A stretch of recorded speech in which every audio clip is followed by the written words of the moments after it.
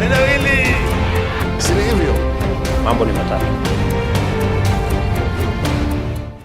Ladies and gentlemen, who is telling us the truth between Rigathi Gachagua and Stephen Kalonzo Musyoka over Nairobi deal? I want you guys to listen to Rigathi Gachagua because he was the first to speak. Na sisi tumepangana vizuri na kiongozi wa Wiper ambaye ndiye amekuwa akisaidia ODM hapa Nairobi. Tumekubaliana kiti cha gavana kitachukuliwa na DCP.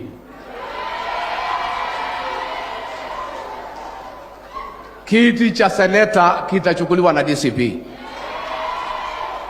Kiti cha women rep kitachukuliwa na DCP. Tumekubaliana na Wiper kati ya viti 17 kati ya DCP na Wiper tutachukua viti 16. Now let us listen in now to Stephen Kalonzo Musyoka because he was now responding. Na wache hii propaganda kusema ati Wiper imeachia DCP vitu vyote Nairobi. You know, they have to try everything wagonganishe Kalonzo na Gachagua. Na sisi tumepangana vizuri na kiongozi wa Wiper ambaye ndiye amekuwa akisaidia ODM hapa Nairobi. Tumekubaliana kiti cha gavana kitachukuliwa na DCP. So between those two gentlemen, who is telling us the truth?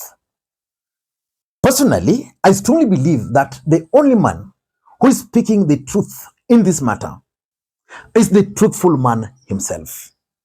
But why would Stephen Kalonzo Musyoka disown a statement made by Rigathi Gachagua?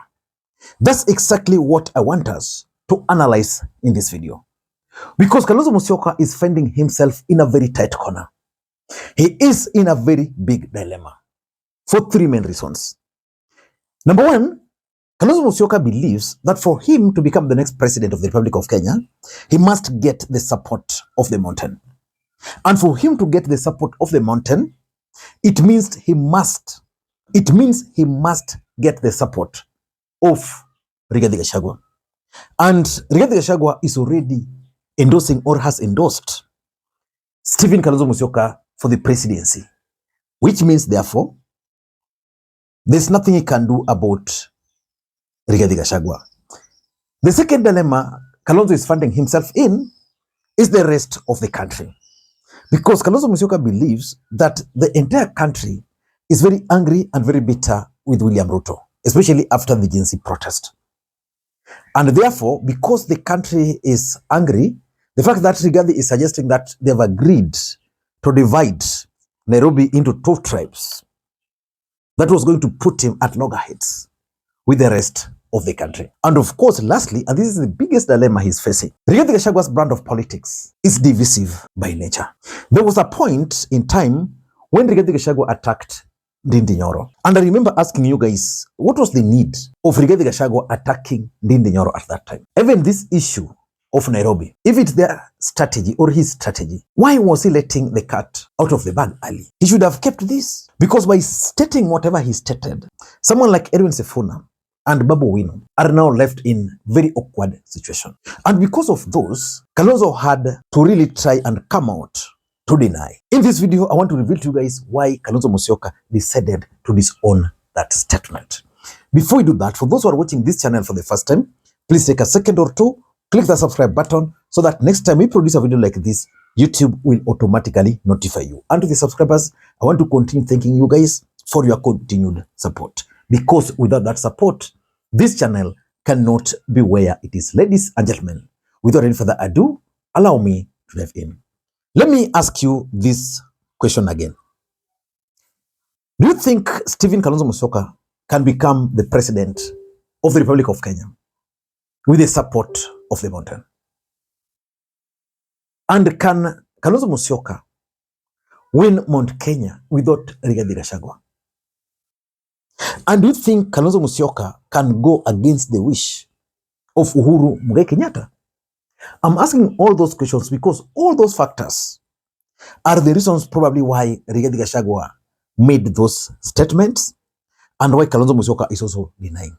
So for me, the main reason why Kalonzo is denying those statements by Rigathi Gachagua are as follows. Number one, is trying to avoid a situation where there is going to be a fallout within the united opposition.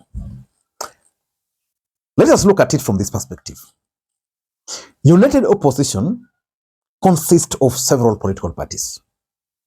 There is the Ford Kenya, there is the RAP Kenya, there is Martha Karua's party, what's the name of that? There is Jubilee, in and out. Of course, there is DCP, there is Ford Kenya, and maybe other political parties. But let us focus on DAP Kenya. DAP Kenya is supposed to be a key player in Stephen Kalonzo Musyoka's game plan for 2027. Of course, even William Ruto. Now, when you divide Nairobi into two, what does it tell you? That out of the 17 parliamentary seats, you give DCP and you leave one for Wiper. You take the governor as DCP, you take the Senate as DCP, you take the women rep. How do you think Wamalwa and Ntembea are going to react? That is the most serious question, because there's nothing they can tell their people. If already Nairobi you've divided like that and you remove lawyer out of equation in Nairobi, you remove the lawyer out of equation in Nairobi. Well, we know the current senator for Nairobi is a lawyer. The current governor of Nairobi is a Kalenjin, but was voted in as a lawyer. And then you now tell them that the lawyer will not be a factor. How do you expect Eugene Wamalwa and Ntembea to go back to their people and persuade them to support Kalonzo or DCP for that matter? It means they're going to rebel, and a fallout might actually occur. But the sad part of it is that it's not even very clear that Wamunyoro can actually deliver those votes. It's not very clear, because we saw what happened in Mbere. It can repeat itself in Nairobi, where Nairobi is already there 50-50. So if these guys will only be able to persuade 20% of that to vote this side, because the population of the Kikuyus in Nairobi is good, they're 35%. If you add it to Kamba, that's a good starting point. Again, if you are to add to Luya, then that's a block you can't defeat.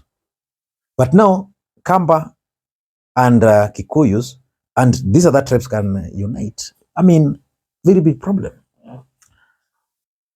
Number two, why he's denying it is because of the treble arithmetic. You see, for Kalonzo to win the presidency, he must get the support of the Kikuyus. And he must also get the support of the Kambas, which is guaranteed. Now, let me take you to 2022. In 2022, William Ruto enjoyed the support of the entire Kikuyu nation. He also enjoyed the support of the entire Kalenjin nation. Still, they had to rig to be declared the president. What's the population of the Kambas? So even if the entire Kikuyu nation voted for Kalonzo, the way they voted for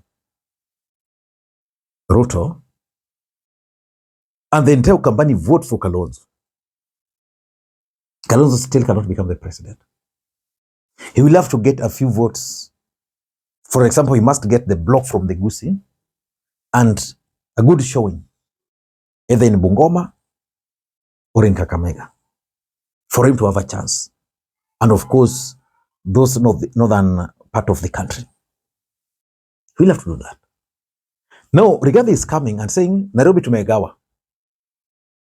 We have not even talked about at the national level where he's not going to be a running mate, he's not going to be a president.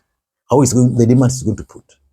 So which means the rest of the country, out of that statement by Rigathi Gachagua, will run away from Kalonzo. And that's going to be bad politics for Stephen Kalonzo Musyoka. And number three, there is also the Uhuru Kenyatta factor in Kalonzo Musyoka's bid. We can't run away from that factor. Uhuru is going to play a major role for Kalonzo Musyoka. What Rigathi is going to do for Kalonzo is that he's going to give him the numbers, which is the mountain. But Uhuru Kenyatta might decide to frustrate that. He can come up with with Matiangi and pump money there. For Kalonzo, he might even decide, okay, let Rigathi bring the people, let me bring the money for the campaigns. And even Kalonzo Musyoka, if you are to give him to choose between Uhuru and Rigathi, he would easily pick Uhuru Kenyatta. So when you lock out Nairobi like that, and Uhuru has his party called Jubilee, with members of parliament in Nairobi, and they're planning to stage a serious campaign in Mount Kenya, how do you think Uhuru Kenyatta feels? And lastly, Kalonzo is in fear that this kind of statement by Rigathi Gachagua can actually scare away supporters who are not Kikuyus and who are not Kambas. I don't know what you think, because that's going to isolate Kalonzo Musyoka. Until next time, this is Lee Makwiny. Bye-bye.